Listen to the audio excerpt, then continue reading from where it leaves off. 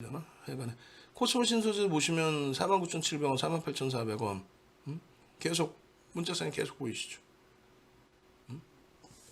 계속이에요. 계속 사는 거야. 계속. 편입하고 편입하고 편입하고 편입하고 수익을 낼 수 있는 기준이 설정된다면 뭐 수익을 내셔야죠.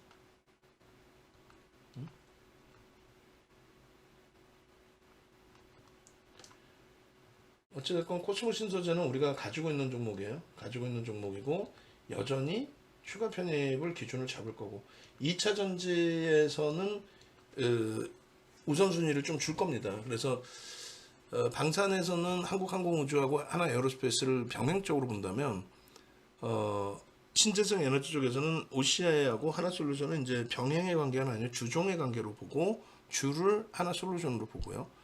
그 다음에 2차 전지는 여러 종목이 있지만 코스모 신소재하고 코스모학을 위주로 보는데 너무 가볍다는 거죠. 시가총액이. 에코프로도 좀 가볍고 지주자 성격이고. 그래서 이제 에코프로 BM을 그리고 포스코 케미칼이나 포스코 그룹주들도 이제 예전에 이제 그 사업 영역 기준이 있어서 그래서 일단은 해외 강물을 이제 확보하기에 좋은 위치에 놓여져 있는 거죠. 그래서 거기도 이제 펀더멘탈 대비 무지하게 많이 올라와 있는데도 불구하고 시장에서 이슈가 되고 들여다 보는 거예요. 계속. 미국의 규제 때문에 그 부분을 잘 개척해 나갈 수 있는 쪽이 포스코 쪽이 아니냐 뭐 이런 식으로 병행은 해 나가는데 수급 범위는 이렇게 이제 코스모 신소재 쪽을 조금 더 들여다 볼 겁니다. 그렇게 해서 코스모 신소재 부분도 뭐 많은 분들이 지금 수익을 냈어요. 압박님 같으신 경우도 8월 10일, 9월 8일, 그죠? 얘도 저평가 아닙니다. 절대적으로 저평가가 아닙니다. 고평가인데 뭐 외국인이 때려 사겠다는데 어쩔까? 실적 뭐 끝내준다? 근데 저평가가 아니야. 성장성? 뭐 좋아요. 제약바이오하고 다를 게 뭐 있어. 윤 정도는 마인드가 열려 있다니까요. 얘네들 2차전지 실적 안 되니까 들여다보면 안 됩니다. 이런 사람이 아니에요. 실적이 안 되고 성장성이 뛰어나? 제약바이오랑 똑같아? 오케이. 근데 그거를 믿을 수가 없어? 그렇지. 그럼 어떻게 해야 돼? 메이저가 사는지를 봐야죠.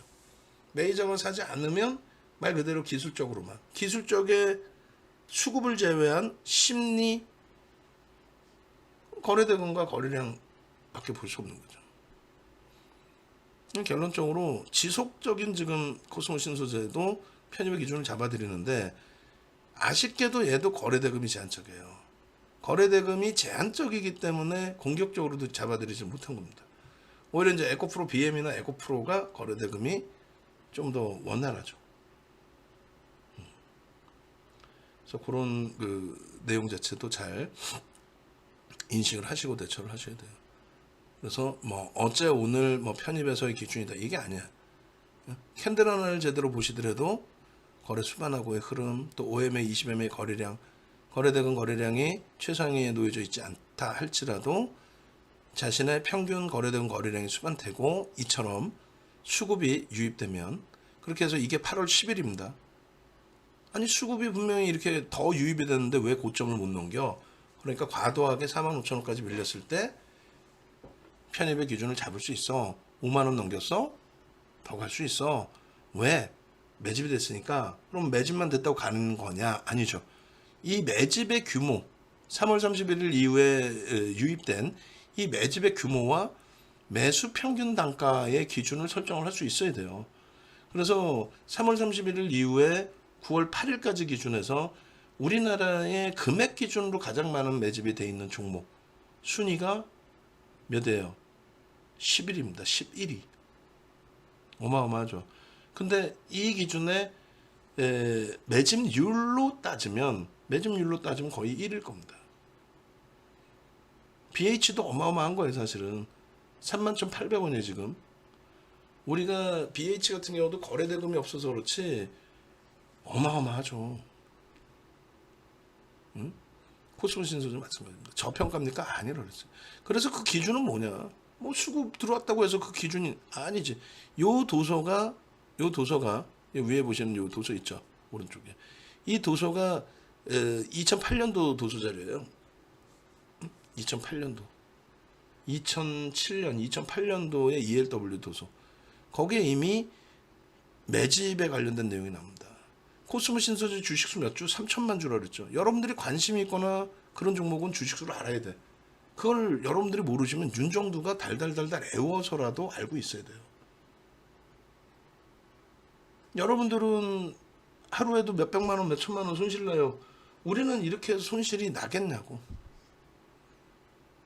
이 기준대로 그대로 가고 있는데 손실이 날 수 있겠냐고. 몇 퍼센트예요?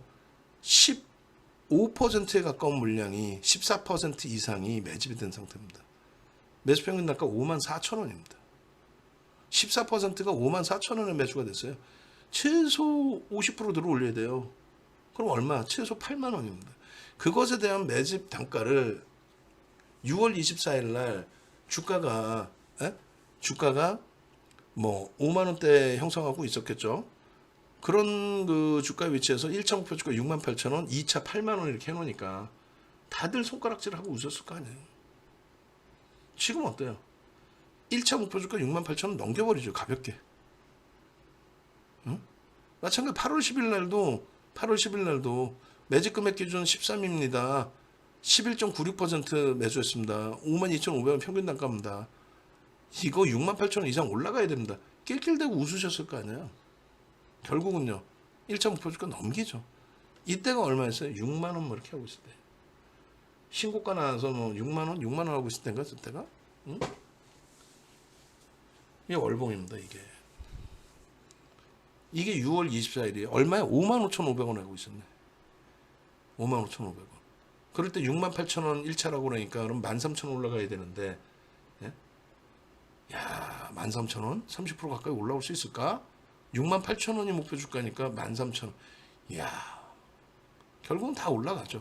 근데 이게 많이 올랐다 생각하지 마시고, 그렇게 따지면 이거는 올라간 것도 없네. 올라갈 자리가 많네. 이제 스타트네. 아니, 9월 8일 월봉으로 봤는데 이게 부담스러운 월봉이에요? 시장 대비해서 강하니까 부담되는 거지. 그래서 말씀드렸잖아요. 여러분들이 딱 하나 고치셔야 될 거는 시장이 올라갈 때는 어떤 종목이든 다 올라갑니다. 이게 지수의 검은 색깔이. 시장이 빠져내려가면 어느 종목이든 다 빠져내려가요. 근데 시장이 빠질 때 이렇게 강한 종목을 잡아주십시오. 이거는 최근의 흐름이 제가 말씀드린 것처럼 시장이 바닥을 찍고 돌리는 과정이니까 이런 흐름을 잡아낼 수 있는 거지. 대세 하락의 추세라면 이런 종목이 나오기 힘들어요. 아니, 경기가 무너졌던데 무슨 2차 전지고 전기차고 나발이고 그런 게 뭐가 필요해. 예? 결론적으로 시장이 만등이 나올 때 시장보다 강하고, 시장이 만등이 나올 때 시장보다 강하고, 시장이 조정받을 때 제한적으로 눌리고, 그러면 해석이 되죠. 시장이 빠질 때, 전체적으로 빠질 때 오르는 그 기준이 아니라, 잘 보세요. 시장이 반등이 일부라도 나와 있잖아요. 그때 변동이 강하고, 그리고 다시 시장이 만등이 나올 때 이렇게 반등을 주고, 시장이 좀 밀렸죠. 고점 대비.